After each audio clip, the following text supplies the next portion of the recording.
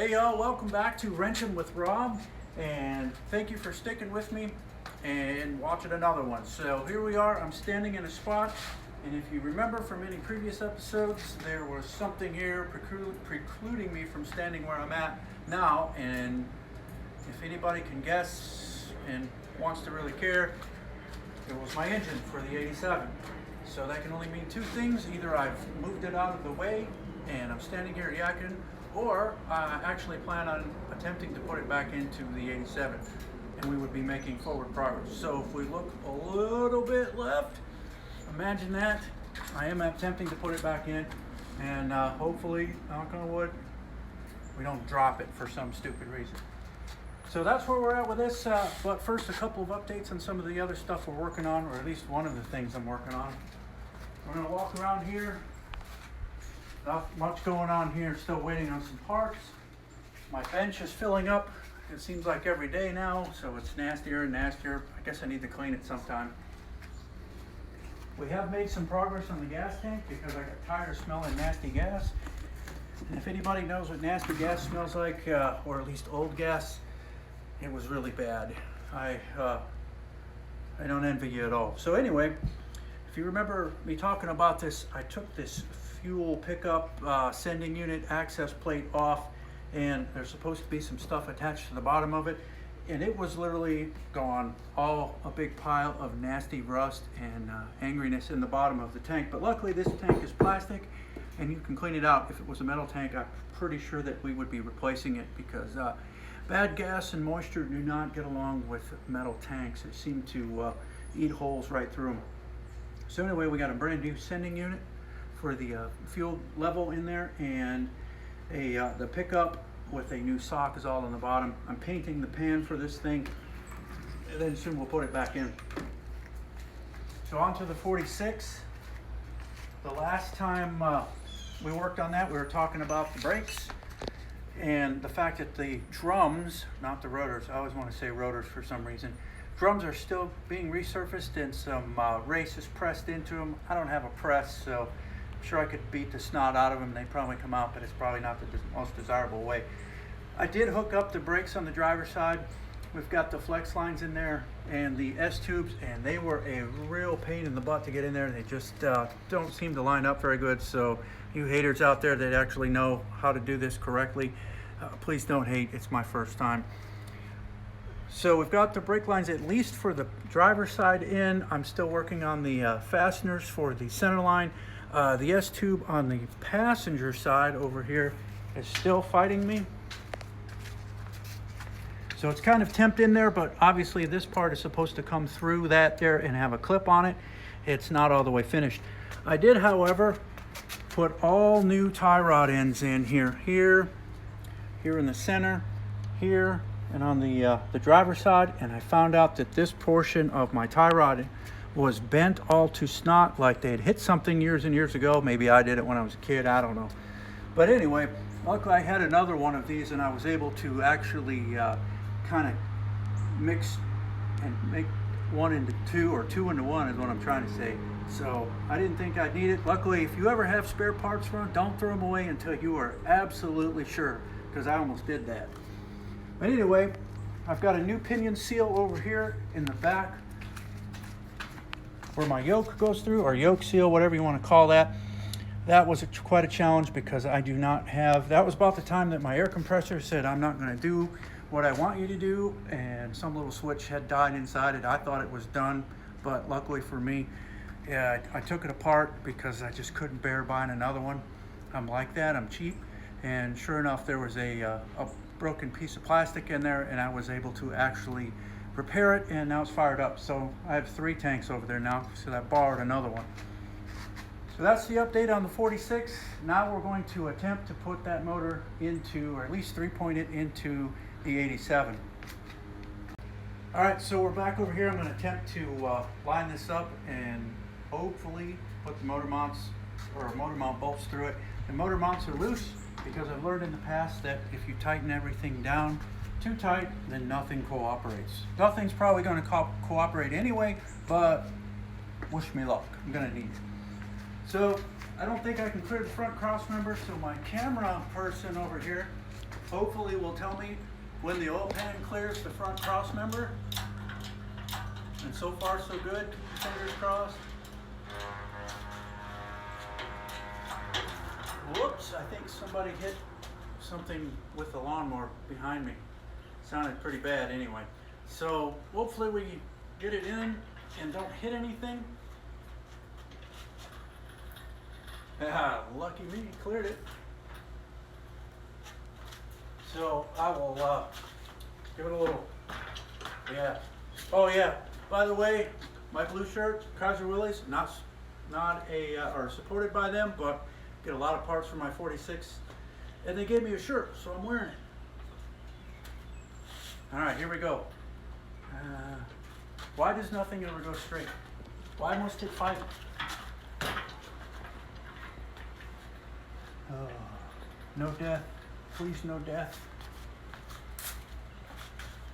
The other trick is only have it high enough to get it in there. Don't go any higher. At least I've learned that from experience. And don't get underneath it. God forbid it comes down. You are not going to be a happy camper.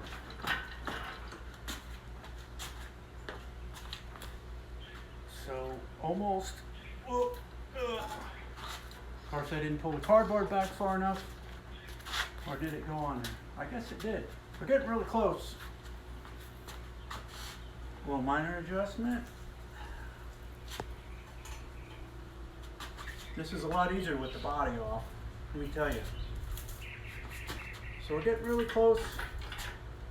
And I think the last time I did this, I had trouble with the front of the engine hoist getting too close, so we'll see what happens here.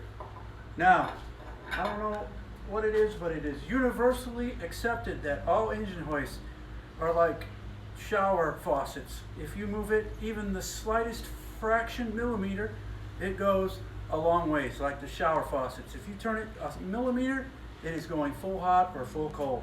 So watch this, it'll probably come down with a vengeance and I won't be able to stop it. Now that I've said something, oh, look at that, I got lucky. Well, something just made a nasty, just some extra wires. Here, you get out of the way. Oh, it's getting close.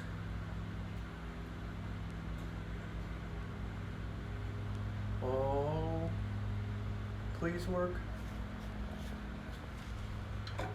Oh, it stopped. Let me make sure I'm not mushing anything. Oh, look at that. Who put that oil filter in the way? Yep, just like that. It's already stuck.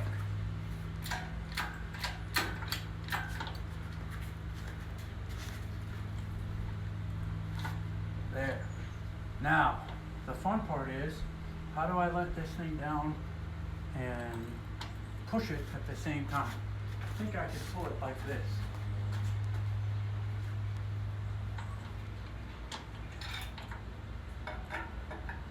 This is where the real fun begins.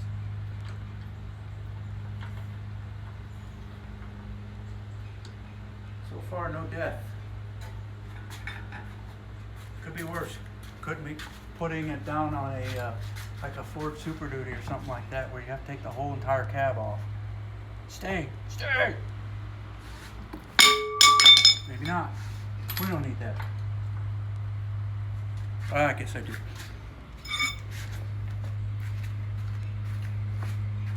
Not quite big enough to be a cheater bar, but I can use it as a hammer. Look at this death. Oh, I'm about to fall down. Don't laugh. Oh, something bad's about to happen.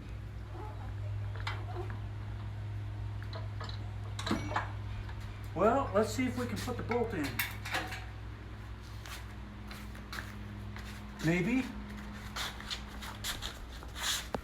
So theoretically, this bolt is supposed to go through this stuff. Man, I can smell bad gas right here, right now. Oh, look at that. Whoa, sweet, happy. Something's got to go bad. All right, so now all we got to do is the same type of a thing to this side. Somehow I feel that we're going to have some kind of an issue. This can't go this easy. So we're almost there. You got to let me know in the comments if you think this blue paint will make it go any faster, because I think it will. I didn't do the paint though. So I'm putting a little wiggle on it, like that, and it's not helping.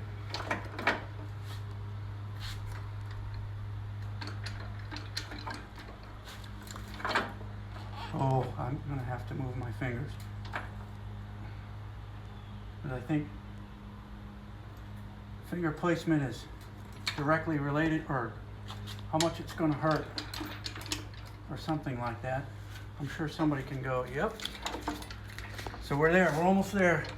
Maybe like, oh, that's not right. Something's not happy. There it went. Oh, I might have to get the beater out. Hold on, I gotta get a beater.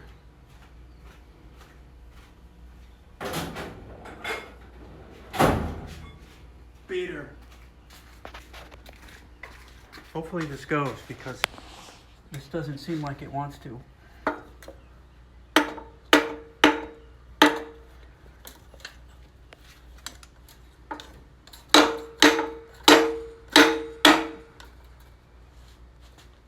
All right, so maybe we'll have to,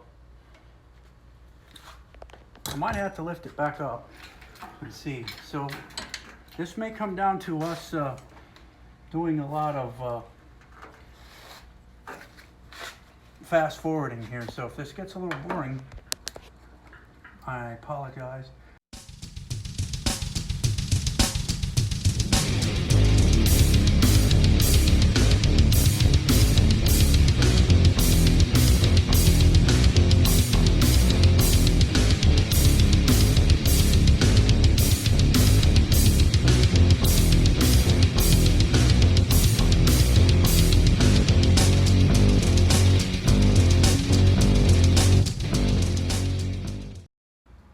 All right, so I had to beat the motor mount in.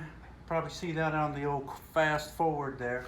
And I'm just dropping it down and trying to get this last bolt started, but I probably need some persuasion with that too. But anyway, it's almost sitting down in there to where it'll stay put long enough for me to line up the rest of those motor mounts.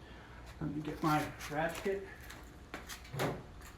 Actually had that pre-staged, so something you could probably do when you're in the middle of this, so you don't have to make like 9,000 trips to the toolbox, which I'm sure everybody's familiar with. I think I got that one to start. We'll put the motor mount bolt in so it doesn't fall out like it's going to fall out. There's a lot of tension on that one. And we'll put this one through on the bottom. And I put a strap in there because obviously if you walk around here, there's a whole lot missing on the back of this one. Like, oh, we'll put this nice little seat right here. Like the flywheel, the little spacer flex plate cover thing. Well, not flex plate, but the little plate that goes between the transmission and the engine block there. I think I'm still going to put another pilot bearing in there because I don't know the condition of that one theoretically. This was a new clutch, but everybody knows how that goes. Yeah, sure, it was just rebuilt and everything's brand new and just like it always ran, no problem. But yeah, I will put that in there. I can't have all that stuff on there when it's on the engine stand. So I figured I'd put it through the motor mounts like you see it in there, and then just put that strap there to hold it up. We may even put a jacks down underneath there. I'm trying to keep it up high enough to put our newly acquired skid pan down under there and then try to put the transmission in. How you like that? Put the transmission in and then hopefully drop it back down through the skid plate. If that doesn't work, we'll probably put the transmission in. It really makes it easy with the body off. Put the transmission in and then put the skid plate up from the bottom, depending on how much space we need in between it. Got a little cleaning to do. These fuel lines are still a little bit nasty, but wow, look at that go fast paint right there. That really ought to make it go pretty good. So we've got it 3-pointed. All I'm going to do is take the weight off the jack, and hopefully it'll set really, really pretty on that strap right there, and not twist out of its and tip over backwards and bust everything. So that's pretty much it. Let me get out of here so I'm not so bent. Here's our clutch and flywheel and that little plate I was talking about. I'm sure people have put this thing back together, projects back together, and forgot that little monster. That'll make your day. I wonder how I would know that. But anyway, I'm going to take the engine hoist back out of here and put it away. It's amazing now we have more clearance. Pretty soon the transmission and transfer case will go in there, and then we'll finish off on the body. And as you can see, we have a plethora of wires to decipher. We bought it like this without anything. There's a few labels in here, but for the most part it is trial and error on how we're going to hook this up. And obviously this intake manifold will probably have to go, because I think this is off of a later, I'm not even sure where this one came from, because it's all different on the junk motor. The one that blew up or let loose or something, got angry with it. But you see, we got all the new lines in there. I think we talked about that last time. So I'll quit babbling here. I want to thank you for hanging out with me, Wrenching with Rob. Like, subscribe, share. That lets YouTube know that I'm doing the right thing, I guess, or at least makes me feel better when I see that other people have looked at it, and laugh along with me, and comment if you want to. I'll read them, all one of them. So anyway, thank you very much. I appreciate you hanging out with Wrenching with Rob.